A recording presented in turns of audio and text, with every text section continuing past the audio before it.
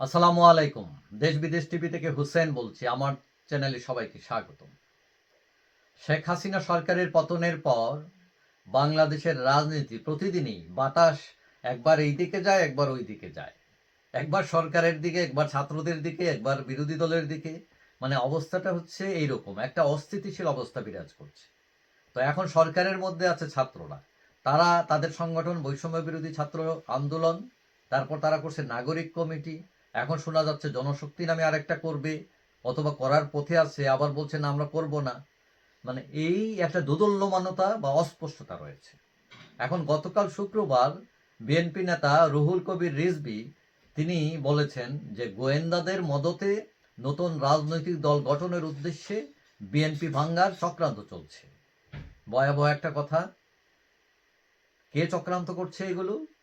মানে গোয়েন্দাদের উপর তিনি দোষ দিচ্ছেন, এবং আগামী নির্বাচনে এই দলকে ক্ষমতায় আনার জন্য রাষ্ট্রীয় মদতে কারচুপি হতে পারে। আরো ভয়ানক কথা, মানে এই সরকারের আন্ডারে কারচুপি হতে পারে। এখন কারা নির্বাচিত হবেন রাষ্ট্রীয় গোয়েন্দা সংস্থা যদি ঠিক করে দেয়, তাহলে এই আত্মত্যাগের দাম থাকবে কিনা তিনি প্রশ্ন করেছেন রিজভী। মানে 2024-এ যে আন্দোলন হয়েছে, যারা মারা গিয়েছেন, যারা আত্মত্যাগ করেছেন, হ্যাঁ, তাদের জীবনের কোনো মূল্যই থাকবে না, তাদের মৃত্যুর কোনো দাম থাকবে না। এখন রিজভির বক্তব্যে আমরা কি পাই? 6টা বিষয় আমরা পাই সেখানে। একটা হলো সরকার বিএনপি দূরত্ব বাড়ছে।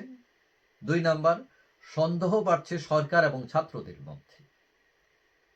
3 নাম্বার, নির্বাচনের আগেই নির্বাচন নিয়ে প্রশ্ন উঠছে কেন। 4 নাম্বার, গোয়েন্দা সংস্থাগুলোর উপর ভরসা নেই তাহলে বিএনপি। 5 নাম্বার, নাকি দেশের ভাঙন টের পেয়ে নাকি দলের ভাঙন টের পেয়ে গোয়েন্দাদের উপর চাপানো হচ্ছে সেটা। এবং 6 নাম্বার হচ্ছে নাকি অযথাই বলা সরকারের উপর চাপ তৈরি করার জন্য এইসব বলা হচ্ছে। এটাও একটা পলিটিক্স কিনা।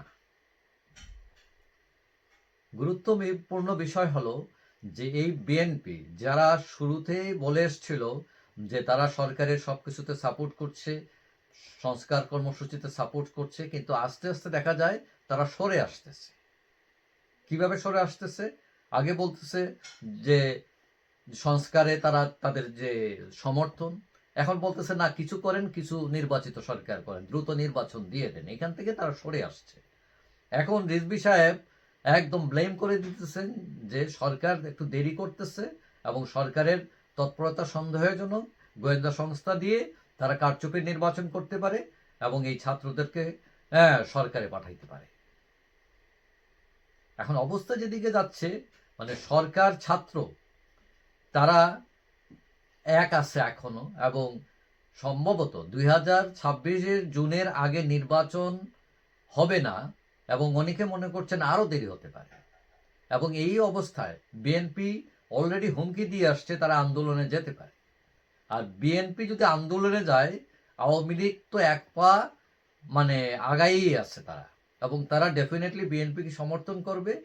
এবং আওয়ামী লীগ বিএনপি এক হয়ে যদি আন্দোলন করে, তাহলে নির্বাচন হবে কিনা, আদৌ হবে কিনা, ফেয়ার হবে কিনা, সংস্কার হবে কিনা, বিভিন্ন ধরনের প্রশ্ন দেখা দিয়েছে। এবং রিজভির কথায় সংখ্যা দিয়ে গেছে নির্বাচন আদৌ সুষ্ঠু হবে কিনা, নাকি পাতানো হবে। এবং তার কথায় বোঝা যাচ্ছে যে সরকার অথবা গোয়েন্দা সংস্থাগুলো খেলছে ছাত্রদেরকে ক্ষমতায় নেওয়ার জন্য।